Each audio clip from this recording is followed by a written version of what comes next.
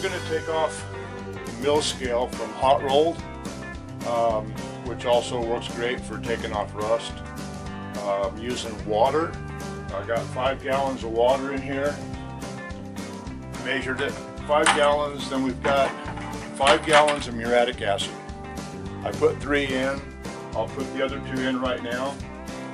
See how I do it. Notice I'm wearing some disposable gloves. Good idea. Not mandatory, but good idea. Or you could use some like this that are a little longer and they're not disposable. They'll last for a year or 2. I hardly ever wear them though, unless my tank's really deep. So what we've got here is 2 bottles of muriatic acid, which is hydrochloric acid. It's roughly 31% diluted already, but it's still pretty dang strong. You don't want to use it straight. You want to use it mixed in water, equal parts. So what I do is I take a small pocket knife and I start to pour it in gently. Then I poke a hole in the bottom, and as you can see, it comes out readily. And that's 4 gallons of muriatic acid. Here's the 5th gallon. Tip it, poke it. You don't have to stir your water or anything fancy, just get it in there. The drawback to a muriatic acid bath is simple. The fumes, even though you can't smell this now. When it's straight you can, because it's just potent as hell. But when it's diluted 1-to-1, you can hardly smell it. But there's still fumes, and those fumes will travel, I swear, 50, 60 feet, maybe more, and start rusting stuff that's exposed to the fumes. So you don't want to leave the tank uncovered. I usually get done and I dilute it real well and dump it and flush it down the parking lot here, and I'm done. This ratio 1-to-1 is not written in the Bible. It's not that important. I mean, you can have 3 gallons of muriatic acid in 5 gallons of water. It's just going to take a little longer. You could have 5 gallons of water and 8 gallons of muriatic acid. It's going to be a lot quicker, but it's also going to smell pretty bad for a day or 2.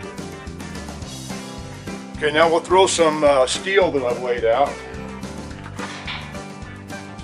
This is actually a piece of cold rolled steel, but it's been around for a couple years and it's rusty, and I want to clean it up before I do a patina. So we'll lay that in there.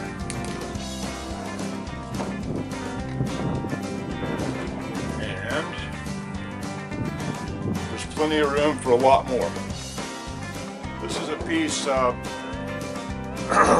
it's actually an 8-ounce die holder.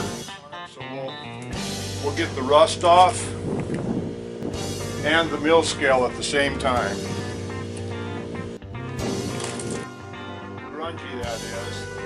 This is also cold roll, but it's been around in an outdoor laydown yard for 100 years and it's in pretty bad shape. We're going to show you the difference when I take that out.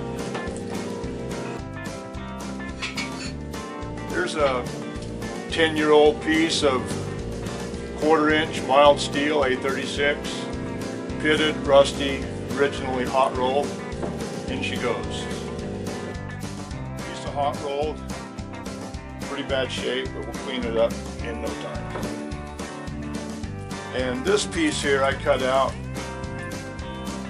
a long time ago, and as you can see, it's in pretty rough shape. I'll get it dark so you can see it. It's in pretty rough shape.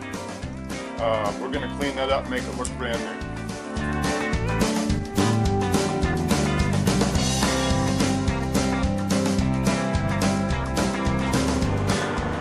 Okay, it's been about 35 minutes. Some of these that were really bad are still probably going to need a little time, but you'll get the idea. If you can remember how gnarly this one was, we're going to hit that with water.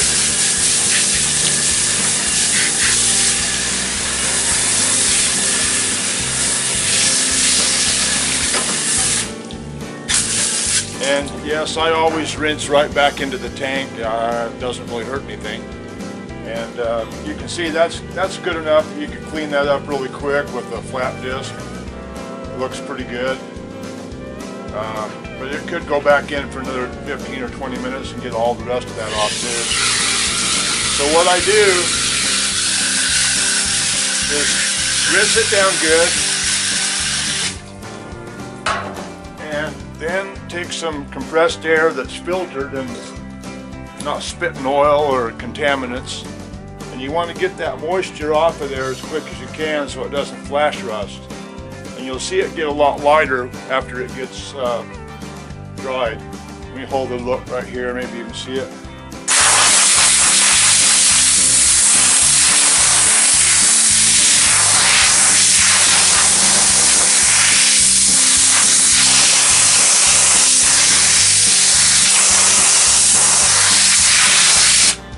And do both sides.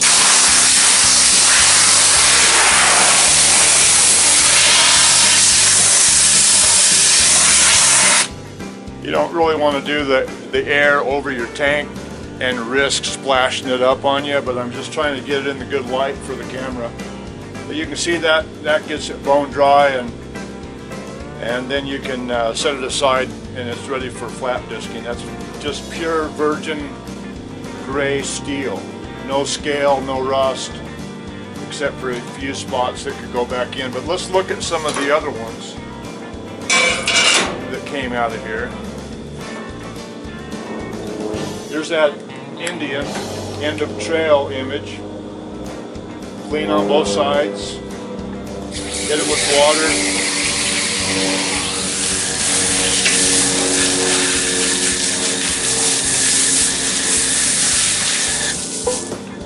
There's some talk about dipping all this stuff into another bath with a base like calcium carbonate or baking soda.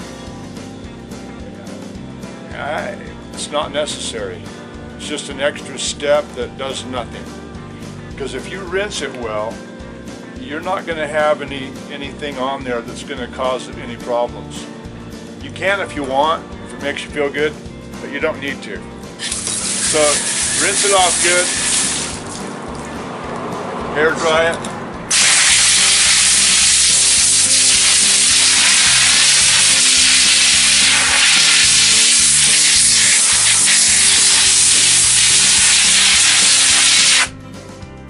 Now on these other ones, I'm not going to dry them. I'm just going to show you that they'll come out a little dirty sometimes, but by the time you hit them with water, you've got virgin steel. I don't know what the camera can see and what it can't. So I always do both sides.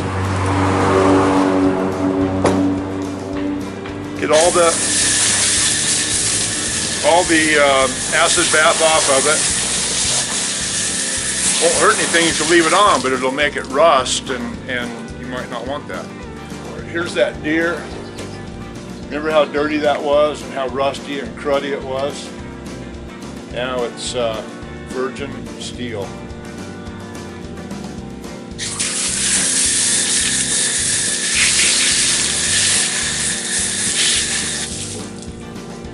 But here's that piece that was so cruddy from sitting out for so long.